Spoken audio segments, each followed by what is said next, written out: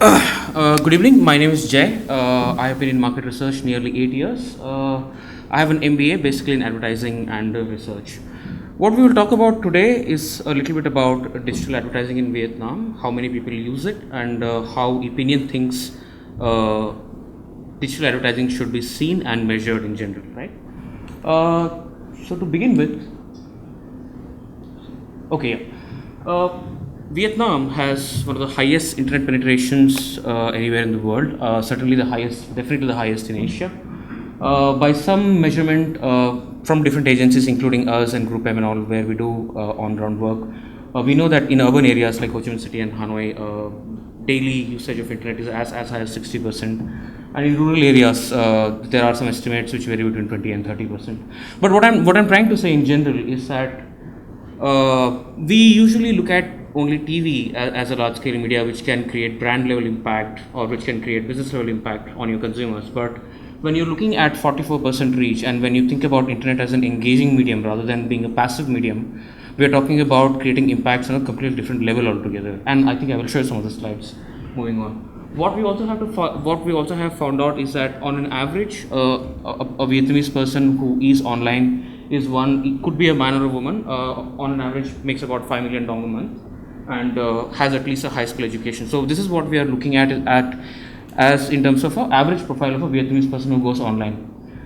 For me as a researcher who is planning to build research for the future so that we can align research directly to marketing efforts as marketing efforts move digital, is that digital proliferation is an irreversible process. It is only going to go to 100. People will never take away internet from their lives. It's like mobile phones, you will not get rid of it, which means that you start taking it seriously now before internet becomes 100% prevalent and you are the last one to move in the market. We are also seeing a tremendous amount of growth. The only number that I would want to point here is that even though only 40% people might have internet wanting to have internet basically represents aspirations of probably 80 or 85% more people in Vietnam. So in terms of consumer behavior, whether they have a very expensive internet or not, or smartphone or not, whether they are going online 5 times a day or not, is not as much critical now as to understand that the aspiration is one as such, where people want to be connected, people want to be digital, especially in Vietnam, where people put a lot of weight on connecting with their friends on a daily basis, being socially active. We were looking at some data online, and we also found out that over the past few years, TV advertising has actually not really expanded so much, but digital advertising has expanded quite a bit.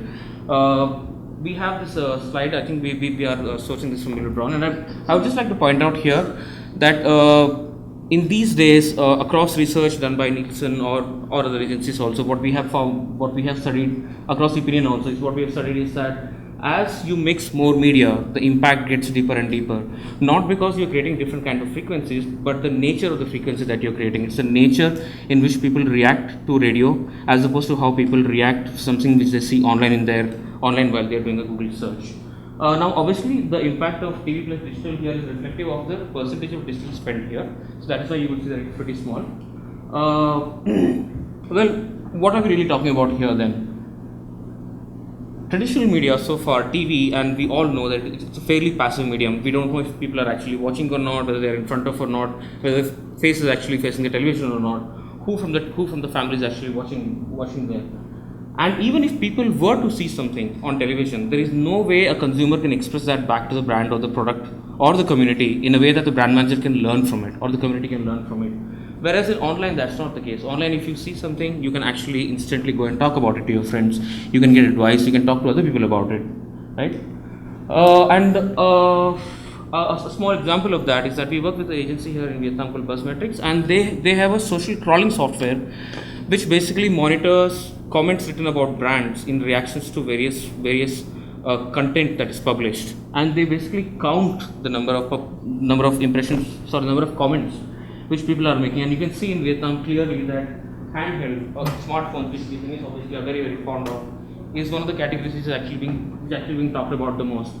And you can also follow the later ones. So do you think that these many comments makes you think that being online and having consumers react to your brand online is a very, very important thing? Because When you watch TV and a consumer is buying, we are not really talking about word of mouth, but all these, each and every single statement of these is a word of mouth, and you all know how powerful word of mouth is. In America, I think a couple of years ago, there was this guitarist who was carrying his guitar on Delta Airlines, and somehow Delta Airlines managed to break it. He went back and he wrote a post on his Twitter saying that Delta Airlines broke my guitar, and that one statement, for the next few days from that city, the airline saw a tremendous drop in the number of sales that it had. So online, when people are talking, you have to remember that when you're showing something to people on television, there is no scope of people coming back at you or telling you something. In online, you are living in a very live, dynamic world. People will come back and talk to you and tell you. It depends upon how smart are you at engaging them, right? If we break this down a little bit further, you will see that when people are talking about phones, there's a lot of stuff.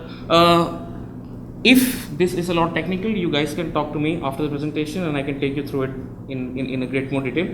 But what I'm really trying to show you here is that all the digital advertising that is being done in Vietnam over the last 2-3 years is having substantial impact on some categories where the right kind of TG is involved, where the right kind of lifestyle is involved, and where the right kind of people are obviously involved. So are we studying them in detail? Are we studying how Vietnamese people articulate their needs? Are we saying A, B, C leads to D, or is the Vietnamese consumer saying C, B, A leads to D? Do we really understand? And can we learn something from these people? Because these are the people who are not indifferent to your brand, and that in the branding world, from what I understand, is actually a blessing, that you actually have a consumer who wants to actually come back and talk to you about something. Now,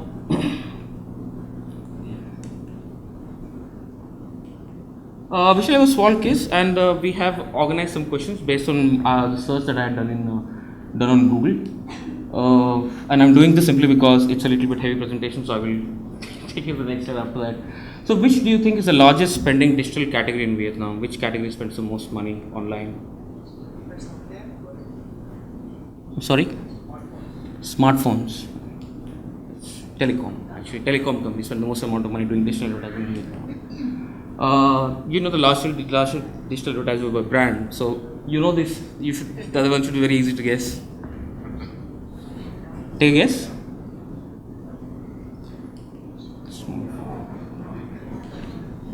Vietnam's leading content provider.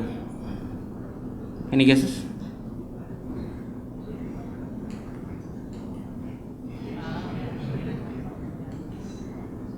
Mobile services provider. This I think we all know, right?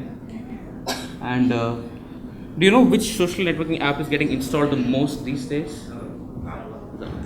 Because Zalo has done an out-and-out campaign on all their properties to basically install Zalo everywhere.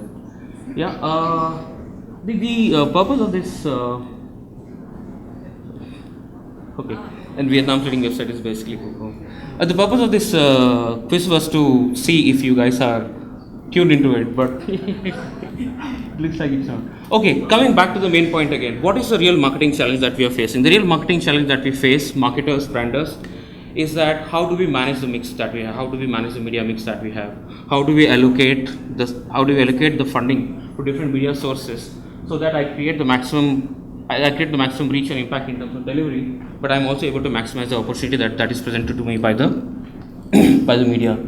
Now, the main attitude that we need to carry here, especially when you're looking at digital advertising, is that the advertising, it will not just require sales-driven online advertising, but online advertising now needs to be looked at from the perspective of brand, because the number of people who are actually impacted by it online, right?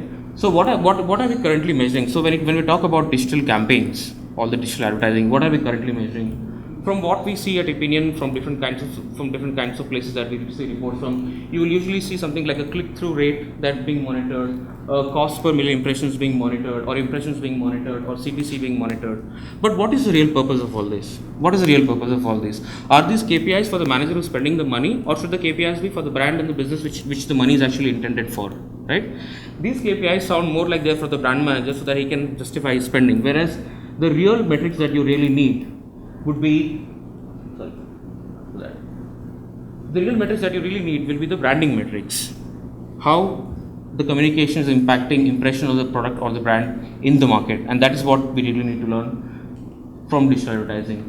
So what happens if you take the whole click-through approach to digital advertising, what will happen is that in direct advertising, what will happen is that you will always be looking to build an immediate response. What happens there is that people will look at your offer or whatever promotion for one day, they will participate, and then they will forget, or maybe it is for that one day a conversion tool for your brand or for your product. Whereas what you really want to measure in terms of a digital campaign these days, especially in places like Vietnam where there is very good proliferation, is actually levels of engagement. This is short-term response to a long-term problem. This is a long-term response to a long-term problem. You can get away with this by meeting your quarterly targets if you're a brand manager, but if you really want to build a brand in the long run, then you are really looking at understanding how people understand brands online, right? And we have seen this, both Miller Brown, Nielsen and multiple other agencies have proved in the past that click-through rates do not mean any success for the campaign whatsoever. Success for the campaign is entirely dependent upon how good or how high a quality of engagement can you really create within the content and the consumers, basically. This gentleman who's the head of interactive advertising bureau in US, he basically said, I think a few years ago, that the real problem with digital advertising is that people have an extremely myopic view of it. We think of it as a slave which will do one task to other, whereas digital advertising is a much smarter human being. Digital space is a much smarter human being, where you need to capitalize it for the way it is meant to be, right? So what do we really need to measure? What we really need to understand these days is who are the people who are actually landing on my page. Do we really know? These days we can tell that we have 500 million impressions, but do we know where are these 500 million impressions coming from? Can we put a face? Can we put an average profile to the person who's landing on your ad? And how do you do that? Then you have to understand how many people in your target group are you able to reach. I can create 200 million impressions. What we see here in Vietnam for some of the campaigns that I have measured is that 80% of your campaign, 80% of your impressions are a complete waste. They are not even seen by the people who they are actually intended for. And then in the process, if you can do this, then you will also know how to identify best publishers, because if you're talking about selling baby milk powder to mothers, then you're talking about websites like Web32. But if you're talking about selling male deodorant to men, then you're talking about a new site like someone else. Then identify wastage, why wastage is happening, why all my impressions are being loaded in pages where it doesn't need to be loaded. And the thing that you really need to measure from there is that if people have seen my ad, and I know that the people who are intended to see this ad have seen the ad, then you try to understand the campaign lift. Campaign lift is very simple. So if about 10% people were able to recall my name before the campaign, are more people recalling my name now? Am I more salient now? Do people remember me more now, right? Then you have campaign impact. Campaign impact would be like, okay, I want to differentiate myself in terms of technology. Are more and more people looking at me in that sense, because that is how I want to get differentiated from the other people. Campaign efficiency basically tells you how many more people are you able to influence in terms of pushing their consideration towards your brand. And obviously there are ways of computing ROIs. We will not get into all these complications here. What I'm saying is that instead of measuring CTR, CPMs and CTRs, what you really need to know is who is the guy who is actually looking at your ad, identify that guy, and actually call him and ask him, what do you really think of my brand? And then what you do is you take different groups of people. You take people who have watched your program only on television, then you take people who have watched your brand on television plus online, and then you see how the difference is actually coming out from there, right?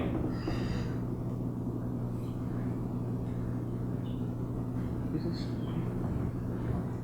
point you? Okay. I'm supposed to point, I'm really sorry.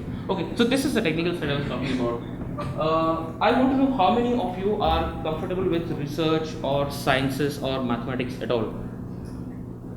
None. Okay. But I will tell you one thing about research, and then we will talk about this slide.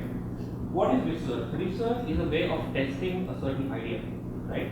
So if I created a product, before I take it to the public and make a total fool of myself, I will take some members of the public, test my product on them, see what they say. If they like it, then I will roll it out to everybody. But when you do a test, your test has to be done in a way that the group of people that you are testing will represent the total population. That is all research is. Research is your ability to select people from the natural population and test them with certain parameters in a way that if you take result from them, it will be applicable to the whole population, right? So that is what we are trying to do here. If you want to understand how online media is actually working, what do? You take the 44 million people and you say this is my media universe, right? This 44 million people is my media universe, much like your TV universe. Out of the 44 million people media universe, I need to know what is the penetration of internet by demographic groups. So between women of 18 to 25, what percentage of them have internet? What you do is, when you collect all that information, you have to eventually weight back to how the national population is. So if the online audience has, let's say 30% is coming from 18 to 30 year age group, then you will have to weight it accordingly. So what you're basically doing is that the online population that you have, you're trying to classify them in a way where we can think of them as a perfect microcosm of a larger population basically. And then what is basically done in technology is that you install a small cookie in someone's browser. I'm fairly sure you know about that.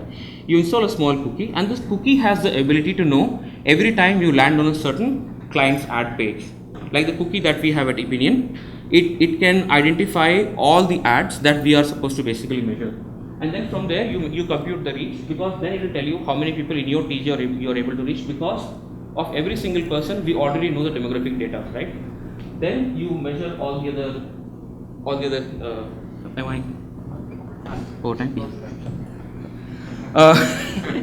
And this is how it basically works. So you have an ad, you have a banner ad. We give a small piece of code inside that, and that code knows who are the people from a certain panel, and all the panelists have a certain weight in the population, and that is how we calculate reach and GRPs and TRPs and impacts and all that. Eventually a report will ideally look like this. It will tell you how many people in the population have you reached, how many impressions have you been able to reach, how many of them are in your core TG, how many frequencies are you creating, at what frequency do you want to stop, and all these. I think we are deadly short of time. Okay. What you're eventually trying to measure then is people who are exposed to advertising, online advertising, versus people who are not exposed to online advertising. It can then very clearly show you how people get impacted in terms of impressions, and then in terms of consideration or motivation towards your brand basically.